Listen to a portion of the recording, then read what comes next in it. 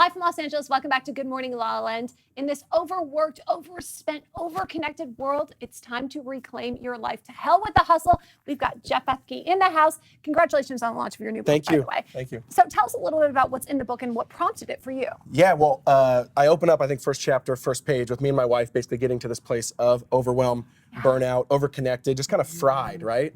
And I kind of start asking, what is the problem? What's going on there? We seemingly have things that are supposed to make us happier and more successful, and we have the kids, we have the job, we have the house, we have the American dream, but it wasn't working.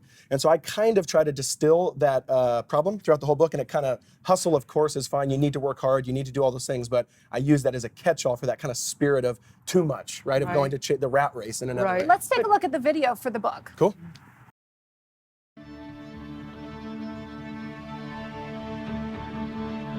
A lot of us are hustling right to our own grave. Speed and hustle and hurry are the air we breathe. There's this tsunami at all of our backs pushing us called the hustle. And in truth, we like it. We glorify it. We worship it. We brag when we pull all-nighters for work and how we're overcommitted, overtired, overworked, hashtag the grind.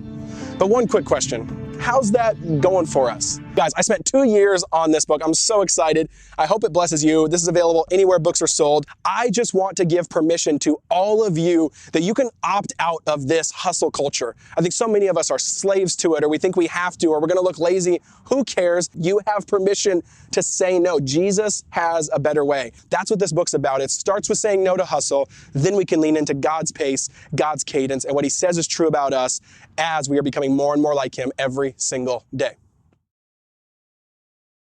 Jeff, you know, you touched our lives years back with your first viral video. Yeah. All about debunking kind of religion. Yeah. And I remember watching that and thinking, oh, thank goodness people are speaking up of what I consider the truth of in all teachings.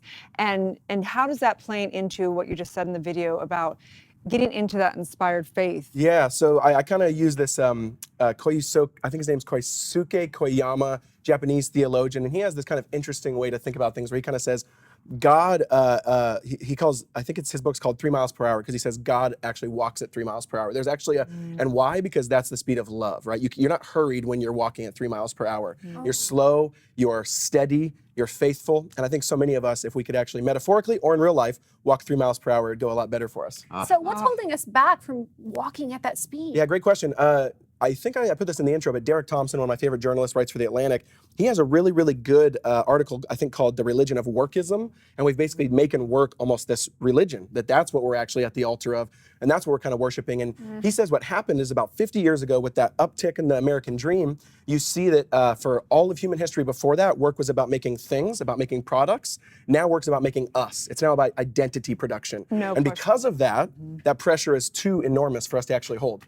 Well, we call it Dharma, right? In the East, we call it Dharma. You're working, this is your reverence, versus say you revere your family versus you revere divine, right? So it can be a way of life, but I think there's a difference between when you revere it, where it's actually having a negative impact 100%. on your life and everything else. Yeah, there's a couple fun stories in the book. I tell the story of Thomas Edison, and a lot of people don't know this, but he despised sleep.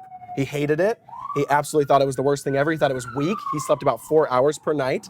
He actually joked that he slept so little and worked so much, about 16 or 17 hours a day for 15 years, that he was essentially 80 years old instead of 45 years old, because he basically had worked what it would have been if it was a normal 8-hour workday by the time he gets to age 80. We call that part-time these days. Yeah. Right, exactly.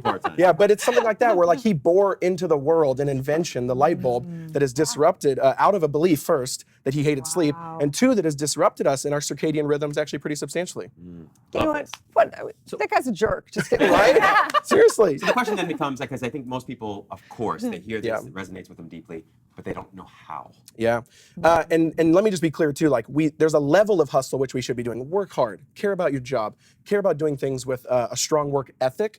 But what I argue in the book is there's 2 words that I think can help us: sustainability and integration, okay? Sustainability, make your life sustainable. I think a lot of us, we try to make our life more like Bitcoin when it should be like a Roth IRA retirement account. Right? Bitcoin is this crazy thing. You do it and you invest thousands of dollars and then you're going to get $10,000 back in 2 minutes.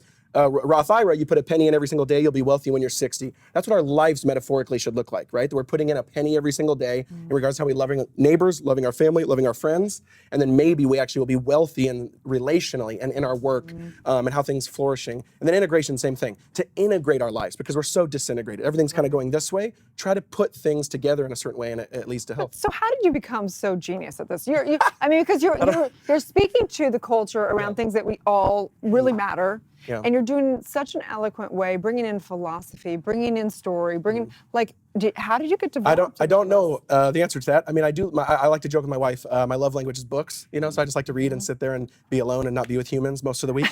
Right. And I mean, honestly, I honestly wish, read, right? Think. We need to be, and there's something about that too, is like, slowing down actually to read. We don't read anymore, right? We don't actually fill our minds with things that are more that Roth IRA metaphor. So I think doing that and surrounding yourself with really good people, I am the product of who I'm around 100% and how they encourage me, how they sharpen me. Oh, wow. So interesting. Good. The slower you go, the faster you arrive. Yes, I love that. So what do you and your wife do to really kind of release yourself from the hustle? Is there anything? Yeah.